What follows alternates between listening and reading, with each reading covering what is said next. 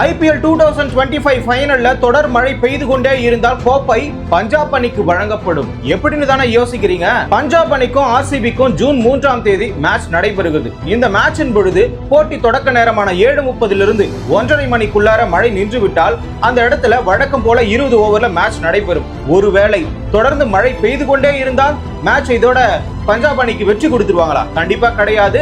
Reserve டே ஃபைனலுக்கு உண்டு. அந்த வகையில மீண்டும் போட்டி ஸ்டார்ட் பண்ண டைம்ல இருந்து 7:30 1:30 மணி நேரம் மழை பெய்து கொண்டிருந்தால் மீண்டும் எப்படி குவாலிஃபயர் 2ல மும்பை இந்தியன்ஸ்க்கும் பஞ்சாபுக்கும் போட்டி முழுவதுமாக 20 ஓவரில் நடைபெற்றதோ அதே மாதிரி நடக்கும். ஆனால் இந்த இடத்துல தொடர் மழையால் போட்டி நடைபெறாமல் போனால் IPL முன்னால் ஒரு விதி இருந்தது. இரு அணிகளுக்கும் கோப்பை பகிர்ந்தளிக்கப்படும். ஆனால் தற்பொழுது போட்டியில எப்பொழுதுமே ஒருவர் தான் ஜெயிக்க வேண்டும் என்ற விதிப்படி IPL புதிய விதியை கொண்டு வந்து இந்த இடத்துல புள்ளி பட்டியல்ல இதற்கு முன்னால் லீக் சுற்றுகள்ல யார் முதலிடத்தில் இருந்தார்களோ அவர்களுக்கு தான் கோப்பை வழங்கப்படும் சொல்லியிருக்காங்க.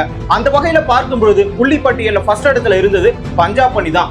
ஆகையினால கோப்பை கண்டிப்பாக தொடர் மழை பெய்தால் இந்த இடத்துல பஞ்சாப் அணிக்கு தான் வழங்கப்படும். அந்த வகையில தொடர் மழை பெய்து கொண்டு இருந்தால் கோப்பை புள்ளி பட்டியலின் அடிப்படையில வழங்கப்பட வேண்டுமா இல்லை இந்த இடத்துல கோப்பை பகிர்ந்தளிக்கப்பட வேண்டுமான்னு சொல்லிட்டு நீங்க கமெண்ட்ல சொல்லுங்க. IPL நிகழ்வுகளை ஒரு நிமிடத்துல தெரிஞ்சுக்கணுமா? ஷார்ட்ஸ் தமிழை ஃபாலோ பண்ணுங்க.